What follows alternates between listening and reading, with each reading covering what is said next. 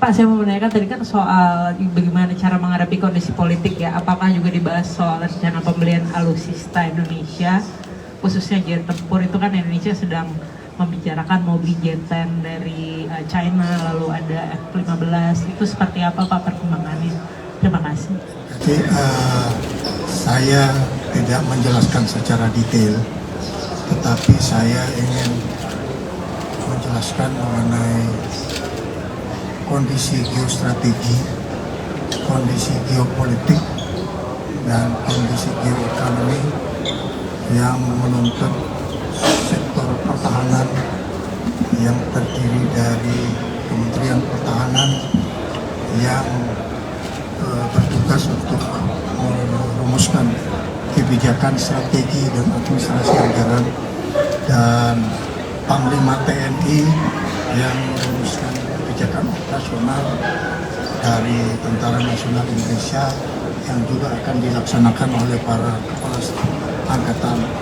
Jadi inti dari kesimpulan yang dibahas tadi adalah sektor pertahanan dalam hal ini Kemhan dan TNI meningkatkan kewaspadaan yang tinggi dengan terus melakukan pembangunan kekuatan TNI dengan menggunakan filosofi Trisula Nusantara.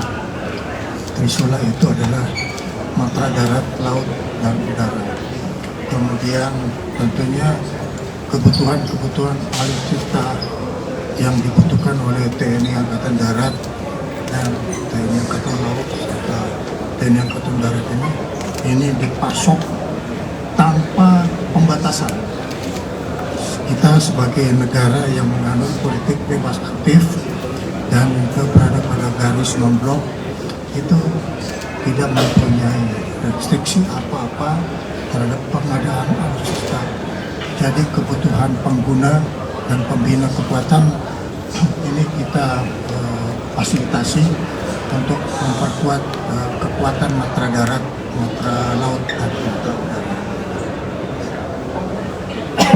Tidak ada pembatasan kalau dari Rusia seperti apa ya Pak? Apakah juga akan ada penyesuaian Pak? Kita tahu bahwa kita juga ada KATSA yang menjadi ketentuan dari Amerika, tetapi sampai dengan saat ini kita bisa melakukan satu upaya-upaya yang kita lakukan dari dalam negeri untuk memperbaiki alutsista Sukhoi 27 dan Sukhoi 30 yang memerlukan perbaikan.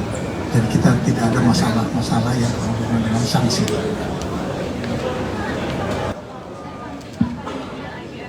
Pak Menhan, izin saya punya 2 pertanyaan. Yang pertama Pak, kita mengetahui bahwa saat ini fokus TNI selain untuk pengembangan teritorial juga harus tetap mempersiapkan fungsi utamanya sebagai satuan tempur. Lalu kemudian ada banyak pertanyaan di benak publik karena kan situasi gencatan senjata di Timur Tengah itu diperkirakan tidak permanen ya Pak, dan bisa pecah kapan saja. Pertanyaannya, apakah kalau seandainya situasi serupa menimpa Indonesia, kita secara pertahanan kuat begitu Pak, misalnya untuk mendapatkan serangan udara dari negara tetangga gitu. Kalau misalnya sudah ada disiapkan, apa saja yang disiapkan? Kemudian yang kedua Pak Menhan, terkait dengan kesepakatan dengan Perdana Menteri Malaysia terkait pengelolaan Selat Ambalat, mengapa kita akhirnya memilih kebijakan untuk mengelola itu secara bersama-sama Pak Ambalat? Ya, terima kasih Pak Menhan. Ya, mengenai apa yang tadi disebutkan, Ambalat itu kita hindari hal-hal yang menyangkut konflik. Kita negara bertetangga, sebaiknya kita bertetangga